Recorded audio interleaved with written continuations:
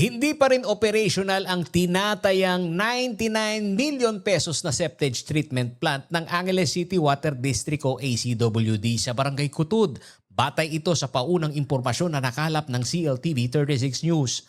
Sa mga larawang kuha ng news team, makikita rin ang dalawang dislodging truck na binili ng ACWD na nakaparada sa loob ng compound. Nagkakahalaga ang mga ito ng kabuang 20 million pesos at nakalaan para sa pagkolekta ng laman ng mga septic tank mula sa kabahayan at establishmento.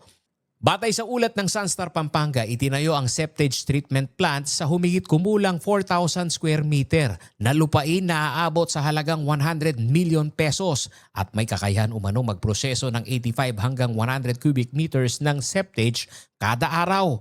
Ayon pa sa report, bagamat kumpleto na noon ang pasilidad at mayroon ng Environmental Compliance Certificate o ECC mula DNR-EMB, hindi pa ito naipatakbo dahil sa hinihintay pa ang pag-aproba sa mga singil na ipapataw sa mga konsesyonner.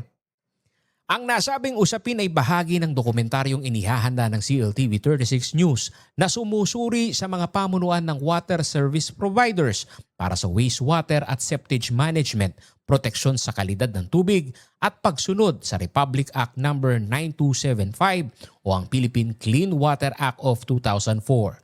Patuloy na kinukuha ng CLTV 36 News ang panig ng ACWD kaugnay ng kasalukuyang lagay ng pasilidad. Paolo G. Santos, CLTV News.